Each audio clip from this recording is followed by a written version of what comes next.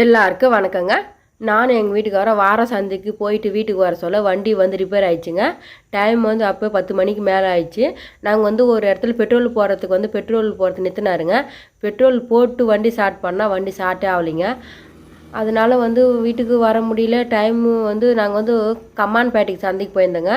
அப்போ வந்து நாங்கள் பெட்ரோல் பேங்க் வந்து காவனூர் அப்படின்னு சொல்லிட்டு ஒரு ஊருங்க. அங்கே தான் பெட்ரோல் போடுறது நிறுத்தணும். வண்டி ரிப்பேர் ஆகிடுச்சா. எங்கள் வீட்டுக்கார் வந்து ரொம்ப பதட்டம் ஆகிட்டாரு. மனசுக்கு ரொம்ப கஷ்டமாக இருந்தது. அவர் வேறு கொஞ்சம் அடிப்பட்ட கால் வேறையா, அந்த பக்கமும் அந்த பக்கம் நடக்கிறாரு, ஆட்டோ திறக்கிறாரு, வண்டி தள்ளி பார்க்குறாரு, வண்டி மூவ் ஆக மாட்டேங்குதுங்க. அதுக்கப்புறம் நாங்கள் என்ன பண்ணோம், நல்ல காலம் எங்கள் வீட்டுக்கார் வந்து ஸ்பேனரு எல்லாமே வந்து ஆட்டோலேயே வச்சுட்டு இருப்பாருங்க. ஏன்னா வந்து எப்போவுமே ரிப்பேர் ஆனால் என்ன பண்ணுறது அப்படின்னு சொல்லிட்டு அதுக்கப்புறம் ஆட்டோவில் இருக்கிற சரக்கையும் ஃபுல்லாக எடுத்து கீழே வச்சுட்டோங்க.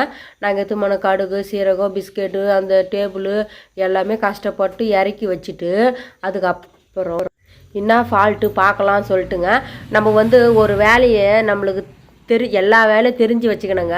இல்லைனா ரொம்ப கஷ்டம். இப்போ அங்கேயே வந்து 10 மணிக்கு மேலே ஆயிடுச்சா. இதெல்லாம் பார்க்கறதுக்கு செய்யறதுக்கு அரை மணி நேரம் ஆயிடுச்சு. 10:30 மணிக்கு மேலே எந்த மெக்கானிக்கும் வந்து சீர் பண்ண மாட்டாங்க. நம்ம வந்து ஏன் நீங்கள் எல்லா வேலையும் கற்றுக்குறீங்கன்னு நிறைய பேர் கமெண்ட் மூலமாக கேட்பாங்க. ஒரு சிலர் கேட்பாங்க. நம்ம வந்து எதுவுமே வந்து சின்ன சின்ன நுணுக்கு கூட கொஞ்சம் கற்று வச்சுக்கணுங்க. எங்கள் வீட்டுக்கு என்ன பண்ணார், அவர்கிட்ட இருக்கிற எல்லா ஆயுதத்தையும் எடுத்துன்னு போய் கொட்டி எங்கெங்கே என்னென்ன ஃபால்ட்டு சொல்லிட்டு மொத்தத்தையும் செக் பண்ணி பார்த்தாருங்க. அதனால அந்த கவுரு போட்டு வச்சுட்டா தான் வண்டி ஸ்டார்ட் ஆகும். அந்த இது கெயிட்டு வச்சிட்டாருங்க. ஏதோ ஒரு மோட்ரு மாரி இருந்ததுங்க. அது கெயிட்டி வச்சுட்டு அதுக்கப்புறம் கவுரு போட்டு ஸ்டார்ட் பண்ணுற மாதிரி ரெடி பண்ணுறேன் சொல்லிட்டு அவரே சீர் பண்ணி இது எப்படி கற்றுக்கினாருன்னா, வண்டி வாங்கின புதுசில் இதேமாதிரி தான் ஒரு டைம் வந்து ரிப்பேர் ஆகிடுச்சு. அப்போ வந்து மெக்கானிக் ஒரு அண்ணன் வந்து சொல்லி கொடுத்தாராம், தம்பி இதுமாரி வந்து அங்கங்கே சப்போஸ் ரிப்பேர் ஆகிடுச்சுன்னா இதுமாரி கொஞ்சம் கொஞ்சம் சீர் பண்ண கற்றுக்கப்பா அப்படின்னு சொல்லிட்டு. இது பாருங்கள், கால் பாருங்கள், ரொம்ப அடிப்பட்ட கால் தான். அந்த வலியோடய எங்கள் வீட்டுக்காரர் இந்த பக்கம் பதட்டு வேற. ஐயோ அதான் எங்கிட்ட சொல்லுவார், நீ வராத வீட்லேயே இருமா, சேஃப்டியாக பத்திரமா இருமான்னு சொல்லுவார்.